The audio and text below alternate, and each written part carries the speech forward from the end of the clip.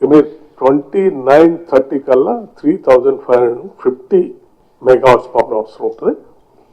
34-35 కల్లా 9931 megawatts power ఈ రాష్ట్రాన్ని అడిషనల్ గా మనం ప్లాన్ చేసుకోవాల్సిన అవసరం ఉంటుంది. విండ్ పవర్కి వచ్చే వరకల్లా సరే విండ్ పవర్ 29-30 కల్లా 1000 కావాలి, 34-35 కల్లా 3500 కావాలి. ఇక సోలార్ కెపాసిటీ అడిషన్ సంబంధించి సెంట్రల్ ఎలక్ట్రిసిటీ అథారిటీ ప్రకారం ఇది యాడ్ చేసుకుంటా రావాల్సిన అవసరం ఉంది. ఇలా 29-30 కల్లా క్యుములేటివ్ కెపాసిటీ అడిషన్ 16,076 చేసుకోవాలి. 34-35 కల్లా 27,121 మెగావాట్స్ అవసరం. 3 ట్రిలియన్ ఎకానమీ ప్రకారం చూసుకుంటే 29-30 కల్లా 19,502, 34-35 కల్లా 41,289 మెగావాట్ సోలార్ పవర్ అవసరం. So solar capacity addition options ఏంటంటే 2-3 ఆప్షన్స్ ఉన్నాయి. ఒకటి long term saving after loan repayment, cheaper power, increase resistance. Demerits ఏంటంటే higher initial investment, loans burden, operation and maintenance. అంటే మనం రాష్ట్ర ప్రకారం మనం పెట్టి దీన్ని యాడ్ చేసుకుంటే లాంగ్ టర్మ్ లోన్ తీసుకొచ్చి పెట్టుకోవాలి.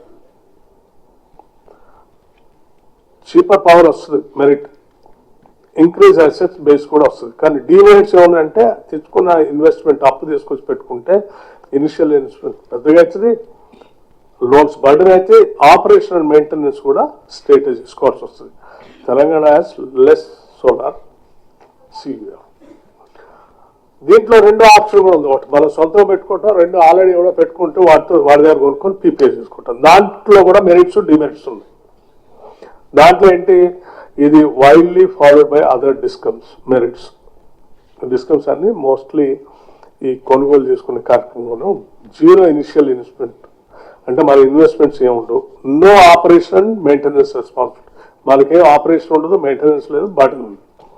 డిమెరిట్స్ ఏంటంటే same tariff even after future tariff productions. జనరల్గా ఇటువంటి పీపీఏ చేసుకోవాలంటే పవర్ పర్చేజ్ అగ్రిమెంట్ సోలార్ దాంట్లో period is nearing about 25 years దాకా ఉంటుంది.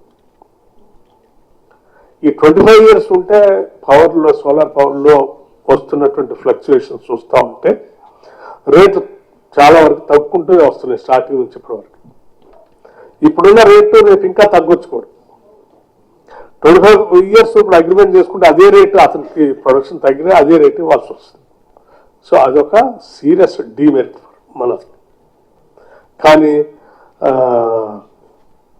ఈ 25 years ఎందుకు 10 years చేసుకోవచ్చు, అటువంటిది ఇంతవరకు ఇండియాలో ఎక్కడ లేదు.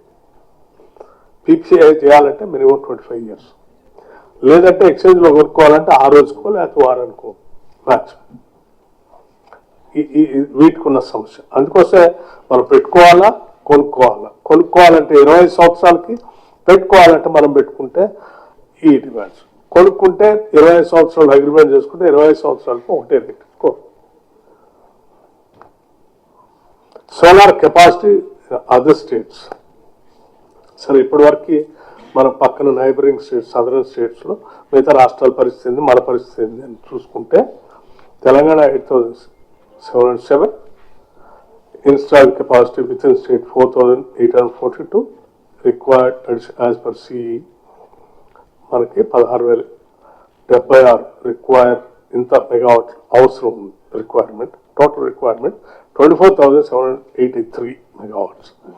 మహారాష్ట్ర కెపాసిటీ ఆల్రెడీ ఎంత ఉంది, 15,353. తమిళనాడు 7,896, కర్ణాటక 5,524, ఆంధ్రప్రదేశ్ 3,756, రాజస్థాన్ 6,000, గుజరాత్ 6,642. ఇన్స్టాల్డ్ కెపాసిటీ మాత్రం ఇంత. ఆ రాష్ట్రాల రిక్వైర్మెంట్ ఈ రకంగా వస్తుంది.